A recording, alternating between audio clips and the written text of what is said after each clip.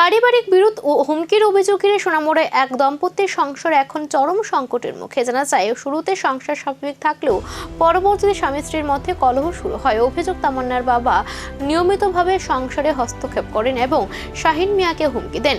পরিবারের দাবি, তাকে মিথ্যা মামলায় ফাঁসানোর হুমকিও দেওয়া হয়েছে এবং মেয়েকে আর ফিরিয়ে না দেওয়ার কথা বলা হয়েছে। এই পরিস্থিতিতে মানসিকভাবে ভেঙে পড়ছেন শাহিন মিয়া। তবে সন্তানের ভবিষ্যতের কথা ভেবে তিনি এখনো আইনের পথে যেতে চাইছেন না। পরিবারের পক্ষ থেকে আশা করা হচ্ছে সব ভুল বুঝাবুঝি মিটে আবার স্বাভাবিক জীবনে ফিরবে এই সংসার। পারিবারিক টানাপোড়েন এক দম্পতির ভবিষ্যৎ এখন অনিশ্চয়তার মুখে। চাঞ্চল্য এলাকা জুড়ে। আমি যে সোনামুড়া ভর দিছিলাম, ভর দেওয়ার পরে তারা পাট্টার কাছে একটা গাড়ি দাঁড়ানি আসছিল। দাঁড়ানি থাকার পরে আমি একটু স্লো করিয়া এবং মনে হলো এক লোকের জি গেলাম কিতাই না অ্যাক্সিডেন্ট হয়েছে না কিতা না কিছু না। এই কথার পরে আমি রওনা দিছি। আবার রওনা দেওয়ার পরে ব্রিজের তেমন হুন্ডু বিশ্বাস দূরত্ব আছি। এবার দিদি যে গাড়িটা আটক করা ছিল, এই গাড়িটা আমার আঘাত দিয়ে টমটমটা আঘাত দিয়ে থাকার পরে আমি এই গাড়িটা ফিসছে।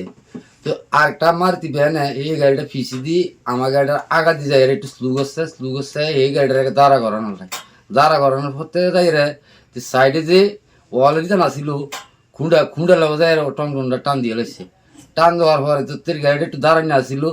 তারপরে হে গাড়ি তো একটা লোক নামিয়ে রে মনে করো গাড়িটা কিলানো শুরু করছে রে। এবার এই গাড়িটা টান দিয়ে ঘুরে রে তে রওনা দিয়ে আইলিছে।